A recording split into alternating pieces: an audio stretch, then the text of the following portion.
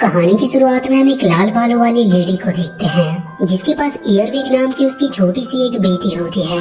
वो अपने बाइक पर बैठकर बहुत तेजी से कहीं भाग रही थी क्योंकि उसका पीछा एक पीली कलर की कार कर रही थी। वो लेडी किसी भी तरह उस कार से अपना पीछा छुड़ाना चाहती थी, लेकिन वो कार उसका पीछा छोड़ने का नाम ही नहीं ले रही थी और इसीलिए उसने उस कार पर अपना मैजिक किया और आखिरकार वो किसी तरह उस कार से अपना पीछा छुड़ा लेती है। और उसके बाद वो लेडी एक चिल्ड्रन ऑर्फनेज होम के बाहर आती है और वहाँ पर वो ईयरविक से कहते हैं कि तुम्हें अब यहाँ पर अकेले रहना होगा। और फिर इसके बाद वो वहाँ पर एक लेटर छोड़कर वहाँ से चली जाती है।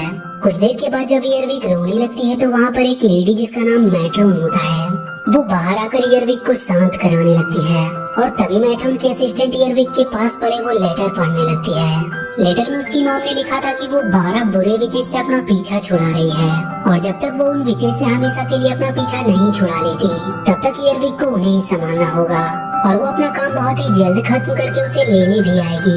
ये सब पढ़कर मैट्रोन की असिस्टेंट की तो होश ही उड़ जाती है और वो मैट्रोन से कहते हैं कि अगर इस बच्ची की माँ का संबंध उन 12 विच से है तो जरूर ये बच्ची भी एक विच होगी। लेकिन यहाँ पर मैट्रोन उसकी बात सुनकर उसे इग्नोर करती है क्योंकि उसे लगता था कि इस दुनिया में विच जैसी कोई चीज नहीं होती। अब मैट्रोन ईयरविक को वहाँ पर सबसे मिलवाती है और फिर वो उसका नाम बदलकर एरिका रख देती है। अब यहाँ से हमें कुछ सालों के बाद का सीन दिखाया जाता है जहाँ पे रात में एरिका और उसके कुछ दोस्त भूत के कपड़े पहनकर शमशान में जाते हैं, जहाँ मिस्टर जेनकिंस उन्हें देखकर बहुत बुरी तरह डर जाते हैं और वो वहाँ से भाग जाते हैं। अब एरिका और उसके दोस्त कस्टर्ड टावर की छत पर आते हैं जहाँ पर कस्टर्ड एरिका से कहती है कि अगर तुम्हें कोई फैमिली अडॉप्ट करेगी तो क्या तुम हम सबको छोड़कर यहाँ से चली जाओगी। इस पर एरिका उससे कहती है कि मैं अपने दोस्तों को छोड़कर कहीं नहीं जाने वाली और ये दोनों वहीं पर ऐसे ही बहुत सारी बातें करते हैं। अगले दिन जब मैट्रोन अपने असिस्टेंट से पूछती है कि कल रात को बच्चे भूत के कपड़े पहनकर शमशान में कैसे गए, जिस पर वो असिस्टेंट कुछ कह नहीं पाती क्योंकि उसे इसके बारे में कुछ भी पता ही नहीं था। लेकिन अब एरिका मैट्रोन के पास जाकर उन्हें सब कुछ सच सच बता देती है कि कल रात को वो बाहर गई थी क्योंकि आज किसी बच्चे को अडॉप्ट किया जाने वाला है और इसीलिए उन बच्चों ने फेयरवेल की पार्टी रखी थी जिसमें एरिका मैट्रोन को इनवाइट करने वाली थी, मगर वो किसी काम से बाहर गई थी इसीलिए वो उसे कह नहीं पाई। एरिका की ये सब बात सुनकर मैट्रोन थोड़ा इमोशनल हो जाती है क्योंकि वो एरिका से बहुत प्यार करती थी। अब थोड़ी देर बाद कुछ फैमिली वहाँ के बच्चों को अडॉप्ट करने आई थी और उन्हीं में 2 विच भी बाकी फैमिली की तरह ही बच्चों को अडॉप्ट करने आई थी। मैट्रोन और उसकी असिस्टेंट उन विच को पहचान नहीं पाते। वो विच सभी बच्चों से मिलकर आखिर में एरिका को अडॉप्ट करने के लिए चूज करते हैं, मगर एरिका उनके साथ जाने से साफ साफ मना कर देती है। लेकिन मैट्रोन के काफी समझाने पर आखिर में एरिका उनके साथ जाने के लिए मान जाती है, लेकिन अभी भी उसके दिमाग में कुछ और ही खिचड़ी पक रही थी और फिर वो उन दोनों विच के साथ वहाँ से चली जाती है। उसको वहाँ से जाता हुआ देखकर वहाँ के बच्चे और मैट्रोन काफी दुखी थे। के बाद एरिका उन दोनों विच के घर पहुँच जाती है जहाँ वो जाते के साथ ही भागने के रास्ते देखने लगती है ताकि जब भी वो चाहे वहाँ से भागकर अपने दोस्तों के पास चली जाए। मगर घर के अंदर जाते ही सभी दरवाजे अपने आप ही बंद हो रहे थे। ये सब देखकर एरिका काफी हैरान थी।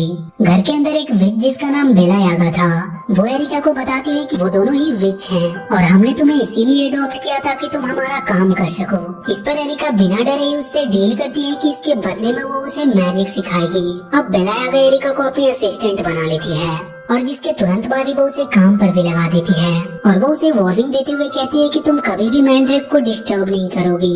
मैंड्रेक का नाम सुनकर एरिका कहती है कि वही मैंड्रेक ना जिसके सर पर सींग उगे हैं। इस पर बेला यागा उसे बताती है कि उसके सर पर तभी सींग उगे होते हैं जब वो गुस्से में होती है और इसीलिए तुम उससे दूर ही रहना।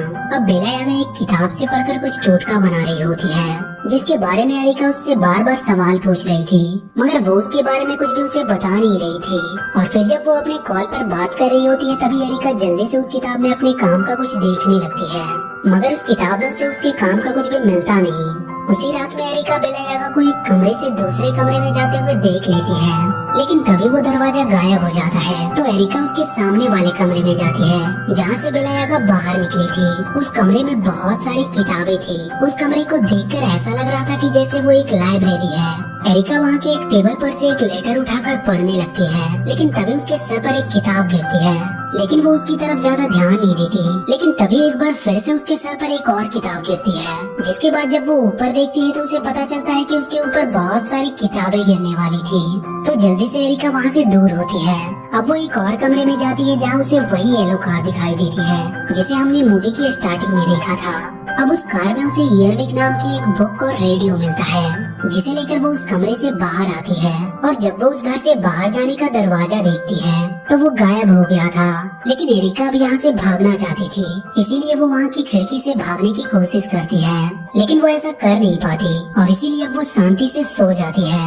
अगले दिन बेला यागा उसे खाना बनाना सिखा रही थी ताकि वो उनके लिए हमेशा खाना बना सके, मगर एरिका का उसकी बातों पर थोड़ा भी ध्यान नहीं था। वो उससे पूछती है कि आपका बेडरूम कहाँ पर है, लेकिन बेला यागा उसे कुछ भी नहीं बताती। और फिर जब बेला यागा एक बार कपड़े सुखा रही थी तभी एरिका को वहाँ से भागने का रास्ता मिलता है और इसीलिए वो उस गेट की तरफ जाने लगती है, लेकिन तभी वो बीच में ही फंस जाती है और पीछे से बेला यागा उसे बताती है कि तुम यहाँ से कभी भाग नहीं पाओगी क्योंकि इस घर के चारों ओर मैंड्रेक के गार्ड हैं। एरिका ये बात जानकर कहती है कि अगर उसे यहाँ से भागना है तो सबसे पहले मैंड्रेक को कंट्रोल करना होगा।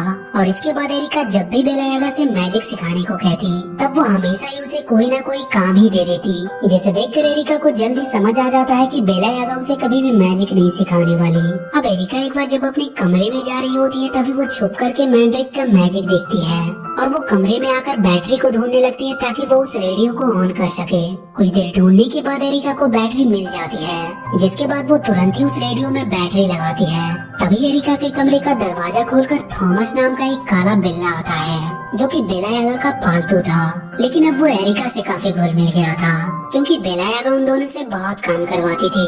अब एरिका जब वो रेडियो ऑन करती है तो उसमें एक गाना चल रहा था। अब ये गाना एरिका को काफी पसंद आता है, इसीलिए वो उसे अगले दिन भी सुनती है और वो गाना सुनते सुनते ही मैंड्रेक की ड्राइंग कर रही थी और फिर उस पन्ने को फाड़कर दीवार पर फेंक देती है, जिससे उस दीवार पर रेड कलर का कुछ बनता है जो एरिका के समझ में नहीं आता। तो थॉमस उसे बताता है कि ये सब मैंड्रेक कर रहा है क्योंकि उसे ये सब बिल्कुल पसंद नहीं और इस दीवार की दूसरी ओर उसी का कमरा है। थॉमस को बोलता हुआ देखकर एरिका काफी खुश होती है। अब इसके बाद थॉमस एरिका को बताता है कि तुम्हें जो टोटका चाहिए वो उस किताब के आखिरी पन्ने पर मिलेगी। इसके बाद थॉमस एरिका को बेला यागा की उस किताब के पास ले आता है और एरिका से उसके आखिरी पन्ने से वो टोटका ढूंढने को कहता है और बहुत जल्दी एरिका को वो टोटका मिल भी जाता है।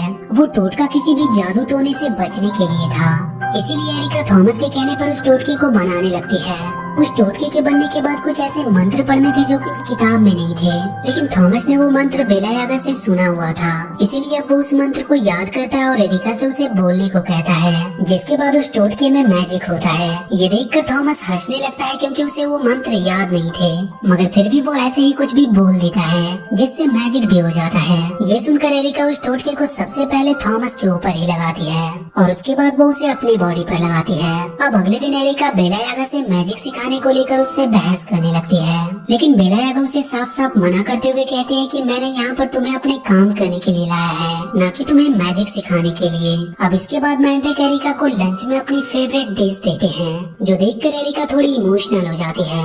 अब बेला यागा जब घर से बाहर जाती है तो एरिका और थॉमस मिलकर एक और टोटका बना रहे थे, लेकिन रेडियो की आवाज सुनकर वहाँ पर मैंड्रेक आ जाता है, जिसे देखकर थॉमस डर के मारे बिल्कुल चुप हो जाता है। मगर मैंड्रेक यहाँ पे एरिका को डराने नहीं बल्कि उसके लिए तो खाना लेकर आया था।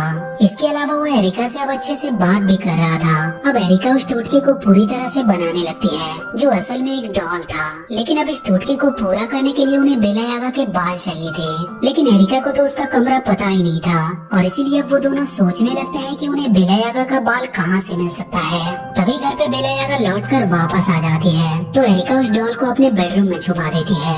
अब एरिका सोचती है कि अगर मैंड्रेक का कमरा इस दीवार के उस पार है तो हो सकता है कि बेला यागा का भी कमरा वही हो।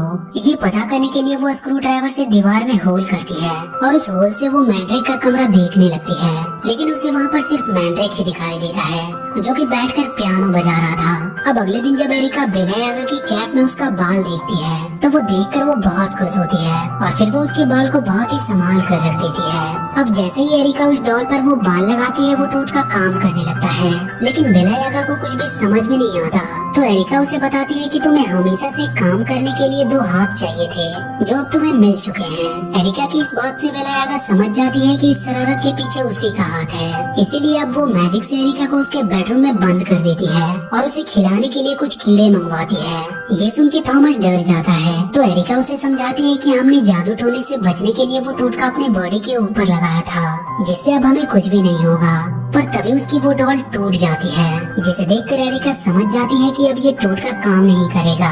और तभी मैजिक से वहाँ पर बहुत सारे कीड़े आ जाते हैं, लेकिन जादू टोने से बचने के उस टोटके की वजह से वो कीड़े एरिका को कुछ भी नहीं करते। जिसके बाद एरिका उन कीड़ों को छुपाने के लिए वो सारे कीड़े मैंड्रेक के कमरे में छोड़ देती है, जिसके तुरंत बाद ही मैंड्रेक गुस्से से कमरे के बाहर आता है और अब वो पूरी तरह से विच के फॉर्म में आ गया था।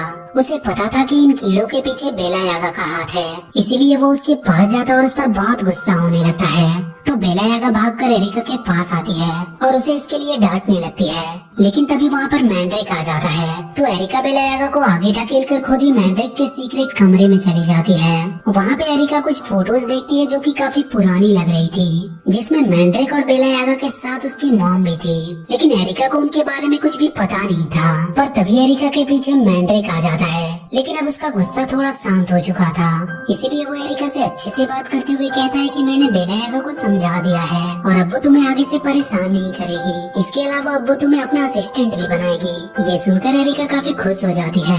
इसके बाद एरिका मैंड्रेक से लाल बालों वाली लेडी के बारे में पूछती है, तो मैंड्रेक उसे इतना बताता है कि वो विच हमें छोड़कर कहीं चली गई है, और इतना कहते ही वो एरिका को उसके कमरे में भेज देता है। अब एरिका अपने बेडरूम की खिड़की खोली देखती है, लेकिन अब वो यहाँ से जाना नहीं चाहती थी। अब वो बेला यागा के पास जाकर उससे मैजिक सिखाने को कहती है, मगर इस पर वो उससे कुछ कहती नहीं। तो एरिका उसके गले लगकर कहती है कि मुझे मैंड्रेक ने बताया कि आप बहुत ज्यादा टैलेंटेड हैं, इसीलिए मुझे भी बड़े होकर आप ही की तरह बनना है।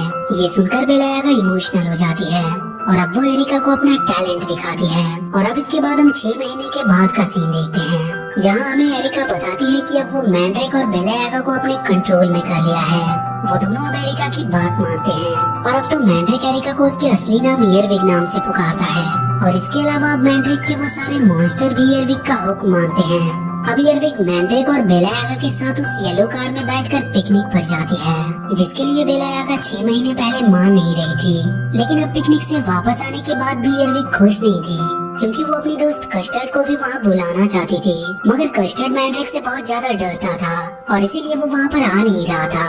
लेकिन क्रिसमस के दिन कस्टर्ड अपनी हिम्मत जुटाकर ईयरविक को गिफ्ट देने आता है, पर अभी भी वो घर के अंदर जाने से डर रहा था।